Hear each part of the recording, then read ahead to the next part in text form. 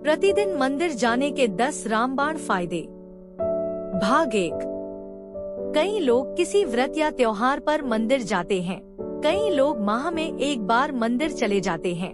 बहुत से लोग सप्ताह में एक बार तो मंदिर जाते ही है, परंतु बहुत कम लोग ही हैं जो प्रतिदिन मंदिर जा पाते हैं। ऐसे भी कई लोग हैं जो सालों से मंदिर नहीं गए हैं। नंबर 1। प्रतिदिन मंदिर जाने से हमारे मन और मस्तिष्क में सकारात्मक विचार और भाव का विकास होगा। जीवन में नकारात्मकता समाप्त होगी तो फिर भविष्य भी सकारात्मक ही होगा। नंबर 2। मंदिर जाकर मन में विश्वास और आत्मबल का संचार होता है, जिसके कारण मन में किसी भी प्रकार का दुख या शोक नहीं रहता है। व्यक्ति सभी परिस्थिति में संभाव से रहता है। संभाव अर्थात न तो भावना में बहता है और न ही कठोर होता है। हर परिस्थिति उसके लिए सामान्य होती है। नंबर 3।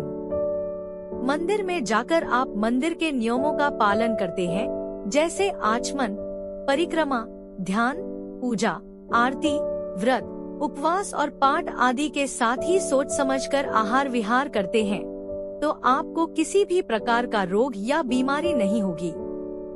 नंबर 4। बहुत से लोगों को अनावश्यक भय और चिंता सताती रहती है, जिसके कारण वे तनाव में रहने लगते हैं। तनाव में रहने की आदत भी हो जाती है, जिसके चलते व्यक्ति कई तरह के रोग से भी घिर सकता है। लेकिन मंदिर जाने वाले के दिल और दिमाग में ये सब नहीं रहता है। नंबर 5। प्रतिदिन मंदिर जाने वाले में मन और मस्तिष्क में कलह या क्रोध नहीं होता है। घर के दूसरे सदस्य यदि उससे झगड़ा करते हैं या घर में गृहकलह हो रही है, तो वह उसे समझदारी से हैंडल कर माहौल को खुशनुमा बना देता है। नंबर 6। प्रातः काल पैदल ही मंदिर जाने से विहार भी होता है और हमें प्राणवायु भी अच्छे से प्राप्त होती है। प्रतिदिन सूर्य की धूप के स्पर्श से सेहत में सुधार होता है।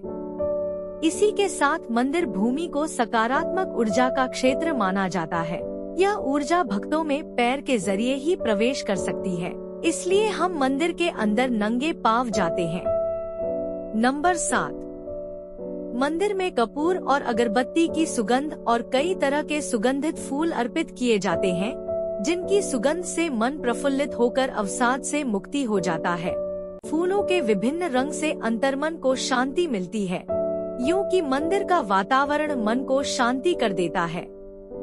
सुगंध से एक ओर जहां मन और मस्तिष्क से नकारात्मक विचार हटा जाते हैं, वहीं हमारी रोग प्रतिरोधक क्षमता भी बढ़ती है। यह हमें जैविक संक्रमण से भी बचाती है। मंदिर के सुगंधित रहने से बैक्टीरिया नष्ट हो जाते हैं और किसी भी प्रकार का वायरल इन्फेक्शन नहीं होता है, क्योंकि मंदिर में कर्पूर और धुआं होता रहता है। नंबर 8। मंदिर में घंटी की टंकार करीब 7 सेकंड तक गूंजती है, जो मन मस्तिष्क से विषाद हटाकर शांति प्रदान करती है। ऐसा भी कहते हैं कि छोटी घंटी से हमारा पित्त दोष संतुलित होता है।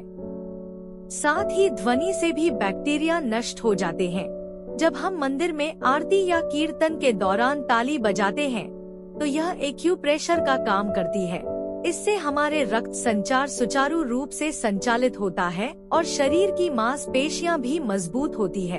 आरती के बाद नमस्कार और दंडवत प्रणाम करने से हमारे मन में विनम्रता और श्रद्धा का भाव जागृत होता है। अहंकार और घमंड का नाशा होता है।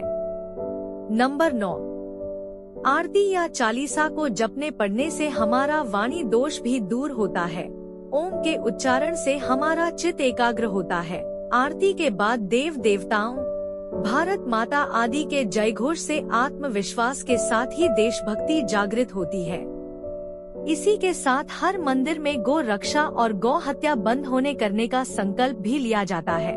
आरती के बाद शंख बजाया जाता, जो श्रद्धालुओं के लिए बहुत सुखदायी और स्वास्थ्य वर्धक है। शंख बजाने वाले के फेफड़े मजबूत होते हैं। नंबर 10। आरती लेने से हमारी हथेली की कोशिकाओं को दिव्य ऊष्मा मिलती है और हमारे भीतर पल रहे सभी विषाणु और जीवाणु समाप्त हो जाते हैं।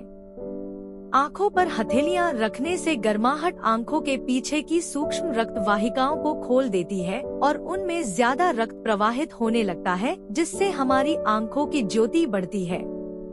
नंबर 11, दर्शन, पूजा और आरती के बाद हमें तुलसी मिला चरणामृत, पंचामृत और प्रसाद मिलता है। यह चरणामृत और पंचामृत हमारी सेहत के लिए बहुत ही फायदेमंद होता है।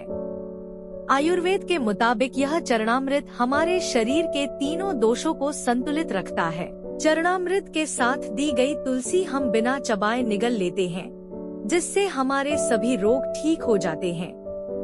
उम्मीद करते हैं आपको यह वीडियो अच्छी लगी होगी। धन्यवाद आपका। वीडियो पसंद आई हो तो लाइक और शेयर कर दीजिएगा।